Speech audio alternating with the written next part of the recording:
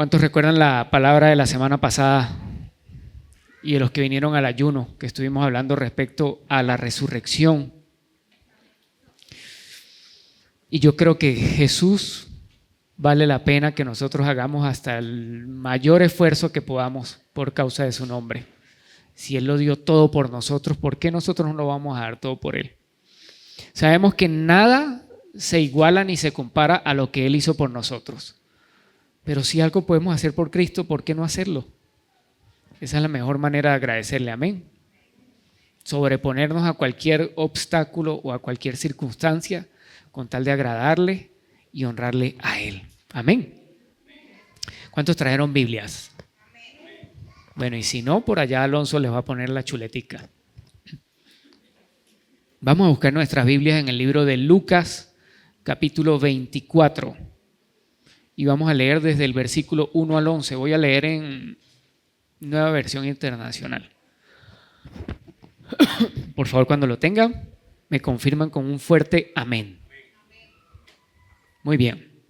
La palabra del Señor dice así. Antes de leer, los pongo en contexto.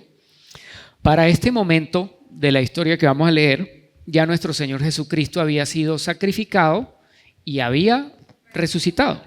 Ahora sí vamos a ver qué dice la palabra del Señor.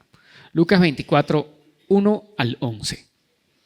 El primer día de la semana, muy de mañana, las mujeres fueron al sepulcro, llevando las especias aromáticas que habían preparado. Encontraron que había sido removida la piedra que cubría el sepulcro y al entrar no hallaron el cuerpo del Señor Jesús. Mientras se preguntaban qué habría pasado, se le presentaron dos hombres con ropas resplandecientes, esos eran ángeles.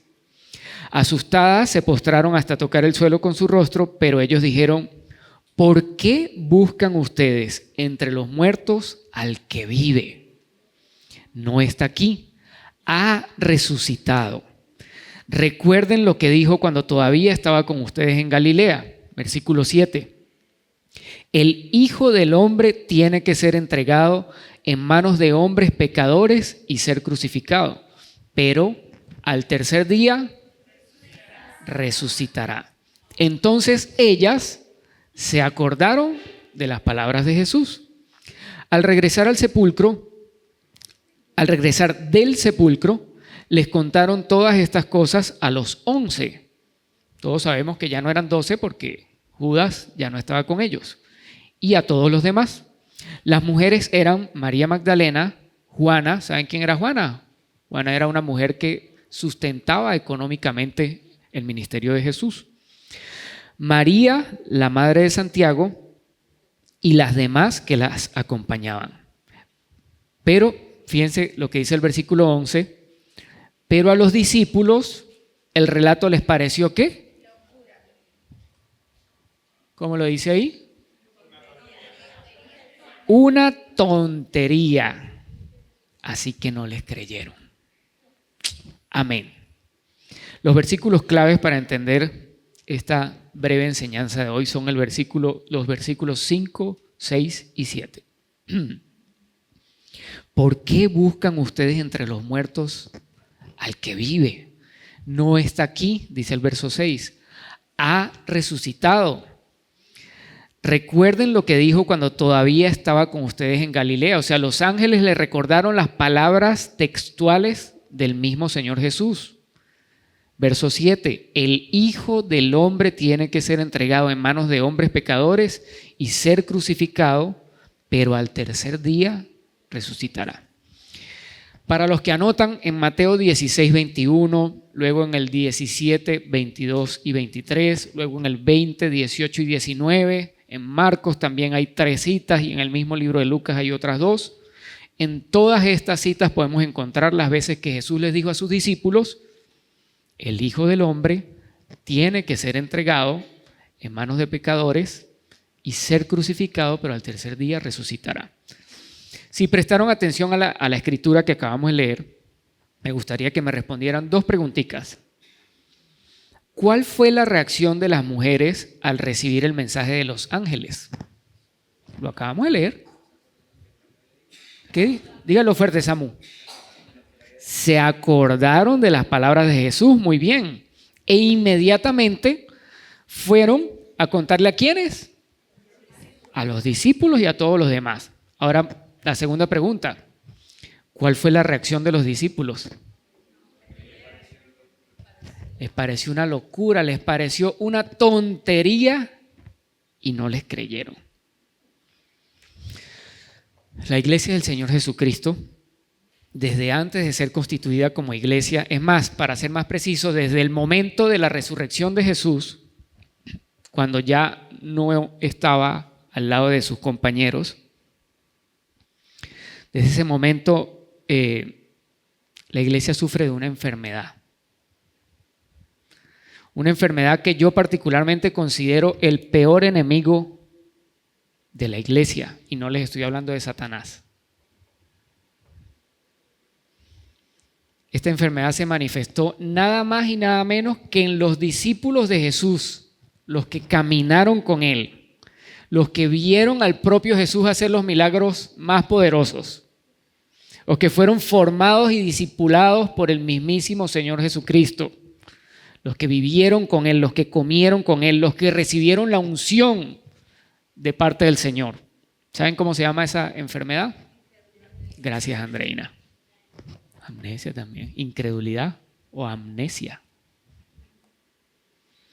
Pero no juzguemos a los discípulos, no miremos tan lejos como si eso fuera algo que padecieron ellos nada más hace aproximadamente 2000 años. Porque hasta el sol de hoy, lamentablemente la iglesia sigue padeciendo de esta terrible enfermedad llamada incredulidad. Y ojo, por favor, les pido, no se sientan señalados. Mi intención no es señalarlos, sino redarguirlos. Yo mismo padezco de esa enfermedad. Se me olvida muy fácil las promesas de mi Señor. Es fácil creer en Dios cuando todo va bien, ¿sí o no? Cuando tengo el bolsillo llenito de los billetes suficientes para sentir que tengo estabilidad, ¿sí o no? Yo por lo menos en este momento me siento seguro que tengo el dinero suficiente hasta el día que me muera. Eso sí, tendría que morirme mañana más tardar. Mentira, echando broma. Nos sentimos seguros cuando tenemos salud, ¿sí o no? Nos sentimos bien. Nos sentimos bien cuando nuestra familia está bien, ¿sí o no? Pero cuando la fuente de nuestra seguridad ya no está, iglesia, ¿qué pasa por nuestra mente? Colapsamos, nos deprimimos, nos estresamos. Y lo más dañino para nosotros que somos la iglesia del Señor, dejamos de creer. ¿Es o no es así? Yo no sé cuál será su lugar seguro, iglesia. Para los discípulos parecía ser Jesús. Sin embargo, aunque el mismo Jesús les dijo a ellos una y otra vez cuál sería el plan para que se cumpliera su propósito eterno, ¿qué pasó con sus discípulos? No lo entendieron, no le creyeron, les pareció locura, les pareció una tontería. La iglesia del Señor Jesucristo en este tiempo, decimos que creemos en Cristo Jesús, ¿sí o no? Decimos que seguimos a Cristo Jesús, ¿sí o no? Decimos que le servimos al Señor. ¿Es o no es así? Pero ¿será que creemos en las palabras y las promesas del Señor? ¿Será que sí la creemos? A veces sí, a veces no. Desde siglos atrás, iglesia, hemos venido construyendo una iglesia basada en dogmas, basada en costumbres religiosas, cuando en realidad la iglesia debió haber sido construida sobre el amor y sobre las promesas del Señor. ¿Qué nos enseñaba la iglesia años antes? Y no me refiero a cuando estaba Ubaldo, ¿no? Me refiero a la iglesia evangélica en general. ¿Qué nos enseñaba? A vestir con faldas largas, con velo, con corbata, que el fútbol era pecado, que ir a una piscina era pecado, ¿sí o no? Pero nunca nos recordaron las promesas del Señor. Nunca nos llevaron a la transformación del corazón, que es lo que realmente Cristo quiere de cada uno de nosotros. Nos enseñaron a mirar y a juzgar a la gente por su apariencia. Pero esa no es la iglesia que quiere el Señor. Recuerdo cuando le propuse al equipo de liderazgo estudiar el libro de Apocalipsis. Nosotros nos reunimos cada miércoles a tratar los asuntos de la iglesia, a orar y a estudiar la palabra. Y ya veníamos estudiando varios libros, ¿no? Ya habíamos estudiado Romanos, Corintios, no recuerdo cuál es más. Efesios lo llegamos a estudiar, no recuerdo. Bueno, sé que estudiamos varios y yo detrás de ellos, vamos a estudiar Apocalipsis, vamos a estudiar Apocalipsis. La mayoría de los muchachos me decían, no, Javi, ¿para qué? Ese libro es muy enrollado. Además, eso lo que hacemos es alimentarle el amarillismo a la gente con los terremotos y los desastres naturales y meteoritos y todo eso. Pero yo, si les digo con sinceridad, desde que fui llamado al ministerio, yo sentía esa inquietud en mi corazón por estudiar el Apocalipsis y por transmitirle a la iglesia lo que dice el mensaje de Apocalipsis, porque yo entendí que más allá o en medio de, porque es una realidad que en Apocalipsis se mencionan terremotos y cosas como esas, ese no es el mensaje central. El mensaje central es el desenlace de nuestra historia con Cristo Jesús. El momento en que nuevamente estaremos como Él lo diseñó, cara a cara, libres de pecado, libres de maldad, libres de enfermedad. La palabra dice que allí no habrá más dolor, no habrá tristeza, no habrá nada. Así que convencí a los muchachos y finalmente terminamos estudiando Apocalipsis. Y les digo, ya vamos terminando de estudiarlo 2 veces, porque lo estudiamos y lo volvimos a estudiar desde el principio para aclarar ciertas cosas, porque sí, en verdad es un poquito complejo. Y qué bueno que finalmente todos accedieron a estudiar, porque a través de ese estudio comprendimos que no solo Jesús resucitó, sino que nosotros también resucitaremos con Él. Que nuestros seres queridos que murieron en Cristo resucitarán primero y nosotros después, felizmente, nos encontraremos con todos ellos en el reino de nuestro Padre Celestial. ¿Vieron que es hermoso cuando entendemos Apocalipsis de esa manera? En mis peores momentos de angustia, iglesia, yo siempre trato de recordar esas palabras. Para los que saben, los que me conocen, saben que ya no tengo ni papá ni mamá. Y eso es algo que el dolorcito sigue ahí vivo en el corazón. Y saben que en mi casa hemos pasado momentos duros, sobre todo en el área económica. Pero yo recuerdo esas promesas del Señor y sé que tengo una recompensa en la eternidad. Pero en mi humanidad a veces se me olvida. ¿Cómo se le olvidó? Nada más y nada menos que a los discípulos de Jesús. Sí lo leyeron, ¿no? Necesitamos creer, iglesia. Necesitamos atesorar en nuestro corazón cada una de las palabras de nuestro Señor.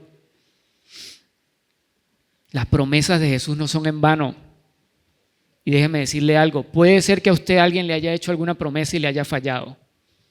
Pero Jesús, Él no miente, iglesia. Si Él le prometió algo, Él lo va a cumplir. No tiene sentido ser parte de la iglesia, ser parte del cuerpo de Cristo, pero no creer en la cabeza de ese cuerpo. Él es bueno, iglesia, pero tienes que creerlo. Él tiene planes para ti, ¿lo sabías? Jeremías 29:11 dice, porque yo conozco los planes que tengo para ustedes, afirma el Señor, planes de bienestar y no de calamidad, a fin de darles un futuro y una esperanza, iglesia. Eso es lo que Dios tiene para cada uno de nosotros. Él tiene cuidado de ti, ¿lo sabías? También tiene cuidado de tu familia. ¿Sabe que esta semana yo estaba un poco achicopalado porque era el cumpleaños de Fabi ayer y yo no tenía nada ni para comprarle una torta, ¿no? Nada. Pero como siempre aparecen por ahí las incondicionales y no había una, habían 2 tortas, ¿no? Y habían pasapalos y refresco, cosas que no pude probar nada porque me sentía muy mal. Y el viernes, estando conversando con un familiar que vive en Estados Unidos, en medio de la conversación me dice, chamo, te voy a pasar ahí $20 para que lleves a Fabi a comer mañana. Yo estaba afligido porque no podía tener un detalle con mi esposa. Yo no le pedí nada a nadie. O a alguien aquí le dije, mire, necesito, les dije algo a alguno. Pero Dios se encargó. Entonces, ¿será que Dios tiene o no tiene cuidado de nosotros? ¿Será que Dios no nos consiente? Él es un buen padre. Si nosotros siendo malos sabemos dar buenas dádivas a nuestros hijos, ¿cuánto más nuestro Padre Celestial no nos dará las mejores cosas a nosotros? De nada nos sirve, iglesia, decir que creemos en Dios si no le creemos a Dios. ¿Usted entendió eso? Necesitamos creer en sus palabras, en sus promesas. Hay algo que siempre he admirado del apóstol Pablo. En 2 de Timoteo, capítulo 4, versículo 7, Pablo dijo, he peleado la buena batalla. He terminado la carrera. Me he mantenido en la fe, dice Nueva Versión Internacional, pero Reina Valera dice, he guardado la fe. Pero la que más me gusta, como lo dice, es la traducción lenguaje actual. Creo que esa sí no está ahí en el programa. Pero el lenguaje actual dice, en ningún momento he dejado de confiar en Dios. Y fíjese esto, iglesia, Pablo no fue un discípulo directo de Jesús, como lo fueron los demás.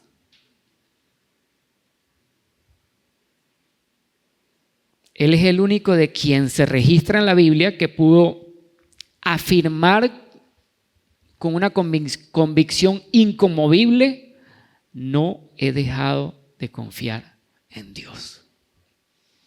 Si recuerdan, ¿qué hizo Pedro? Lo negó 3 veces. ¿Qué hizo Judas? Lo traicionó, lo entregó. ¿Qué hizo Tomás? Hasta que no vea, no lo creo, hasta que yo no jurungue donde estaban los clavos, no creo. ¿Y qué dijeron los demás cuando llegaron las mujeres a contarles que Jesús resucitó? Que era una tontería. Los discípulos que fueron formados con Jesús. Pero Pablo, ¿qué dijo? En ningún momento he dejado de confiar en Dios.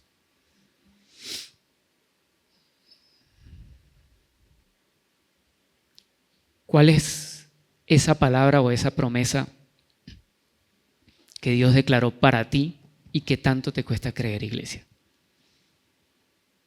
¿La recuerdas? Porque yo sé que Dios a cada uno le ha dado promesas en lo particular. A mí me ha dado muchas. Y a veces se me olvidan. ¿A ti te ha dado alguna promesa el Señor? ¿Y la mantienes presente o ya la has olvidado?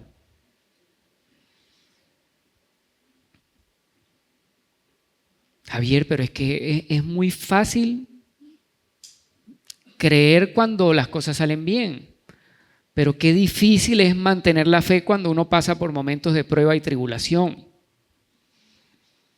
Pues déjeme decirle que Jesús dijo claramente en Juan 16:33, en el mundo tendréis aflicción, pero confiad, yo he vencido al mundo. ¿Sabe algo, iglesia? Esa es una promesa del Señor. No parece ser una promesa muy alentadora, ¿no? Nadie quiere una promesa que incluya aflicción. Todos quieren promesas que incluyan bendición, pero aflicción no. ¿O a alguien le gusta tener aflicción? A nadie, ¿verdad? Pero cuando entendemos promesas como estas, iglesia, aprendemos a vivir en paz. Aunque el mundo a nuestro alrededor se esté cayendo, podemos tener paz en Cristo Jesús. De hecho, si usted lee antes de que diga, en el mundo tendréis aflicción, Cristo dijo primero, tengan paz. Si quiere lo busca Alonso para que lo lean, Juan 16:33. En el mismo versículo justo antes, Jesús dijo, tengan paz. ¿Sí lo dice allí? Yo les he dicho estas cosas para que en mí hayan paz.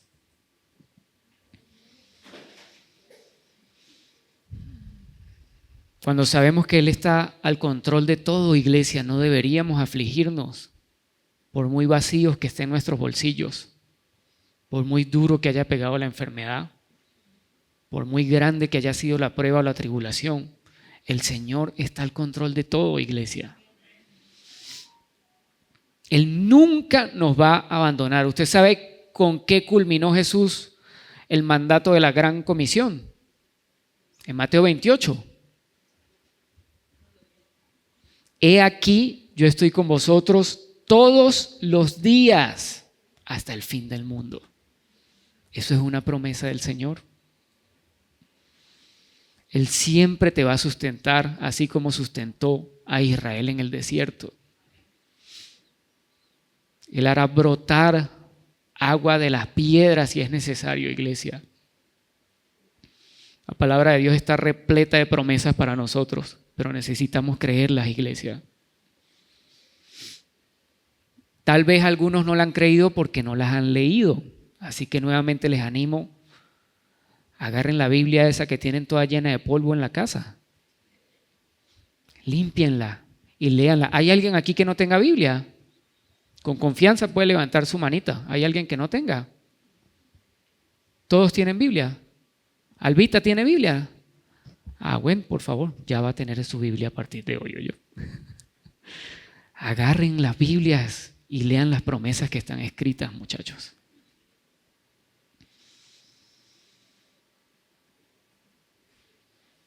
La palabra del Señor dice en Juan 8:36, quien al Hijo libertare, ese será verdaderamente libre.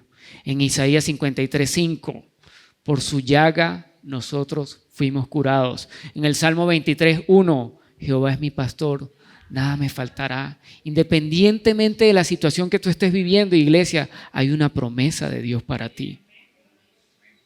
Y hay una promesa de Dios para mí también. ¿Cuántos quieren recordar esas promesas de Dios el día de hoy? Entonces yo le invito a que ahí donde usted está, cierre sus ojitos. Si se quiere poner de pie, póngase de pie. Si se quiere quedar sentado, quédese sentado. Si se quiere arrodillar, arrodíllese. Si quiere levantar sus manos, levántelas. Pero vamos a aprovechar este momento para que el Señor en su inmensa bondad nos recuerde esas promesas. Hay personas aquí que anhelan ver a su familia siguiendo al Señor. ¿Hay alguien aquí que no tenga a su familia a su lado y que quiera ver a su familia siguiendo al Señor? Pues déjeme decirle que el Señor dice, cree y serás salvo tú y tu casa. ¿Hay alguien aquí enfermo? Bueno, para los enfermos del Señor, su palabra dice que por la llaga de Cristo Jesús fuimos curados. Esa palabra es para tu papá. La vida de mi hermano Moisés está en las manos del Señor. Dayanita no vino hoy. Dayana Zambrano. Pero yo creo que esa niña es libre porque Cristo la libertó. Yo creo que Dayana Amaya es sana porque porque Cristo la ha sanado. Yo creo que cualquier necesidad económica que hoy tengamos, el Señor nos va a sustentar, porque Él tiene cuidado de sus hijos. Yo creo que cualquier relación rota, hoy en el nombre de Jesús, con amor, el Señor restaura los hogares. Yo creo en un Dios que hace milagros, iglesia. Yo creo en un Dios que es todopoderoso y que no tiene límites. En una ocasión un centurión le pidió que pronunciara las palabras y que la sanidad llegaría hasta su siervo. Yo creo hoy que con solo pronunciar las palabras de Cristo Jesús en nuestra vida, el milagro que estamos esperando sucederá, iglesia. Yo estoy feliz porque hoy estoy viendo frente a mí un milagro. Estoy viendo a alguien por quien oramos mucho y aquí está sentado en medio de nosotros. Dios es bueno, iglesia. Solo hay que creer. Y esta palabra es para mí más que para cualquiera de ustedes, iglesia. Pero el Señor hoy nos quiere recordar cada una de esas promesas. El Señor hoy nos quiere recordar cada una de sus palabras. El Señor no nos creó para que viviéramos en constante prueba o aflicción. El Señor nos creó para vivir gozosos en su presencia. El Señor nos creó para reflejar su bondad a través de nosotros, iglesia. El Señor nos creó para glorificarse en nuestras vidas. ¿Acaso vale la pena preocuparse o afanarse cuando tenemos a alguien que tiene el control de todo? Gladys, ¿valió la pena afanarse por el apartamento que no se pudo comprar? El Señor te dio uno mucho mejor. Dios es bueno, iglesia. Gladys no quería vivir en un cuarto piso y ahora le dio uno en planta baja y mucho más bonito. Dios hace cosas sorprendentes, iglesia, pero tenemos que recordar sus promesas. Es momento de atesorar la palabra en nuestro corazón. Ya basta de vivir un evangelio de religión. Yo estoy cansado de la religiosidad. Yo quiero vivir la plenitud de Cristo sin careta, sin máscara, sin apariencias. Yo quiero aprender a disfrutar del amor de mi Señor todos los días de mi vida. Y quiero que usted también lo disfrute. El Señor murió para darnos vida. Él se empobreció para enriquecernos. Su cuerpo se hizo llaga para sanarnos. Él derramó su sangre para limpiarnos y redimirnos, iglesia. Y hoy, como cantábamos hace un rato, tenemos acceso al trono de la gracia porque su sangre abrió el camino, iglesia. No lo olvides, iglesia. El Señor está contigo. El Señor se quiere glorificar en medio de nosotros. Y te voy a decir algo, el Señor se va a glorificar en medio de nosotros. Por encima de nuestra incredulidad está su poder y su soberanía. Y aunque te cueste creer, como le costó creer a sus discípulos, el Señor va a hacer cosas poderosas en cada uno de ustedes. El Señor va a enderezar lo torcido en este tiempo. El Señor va a traer aquello que has estado esperando.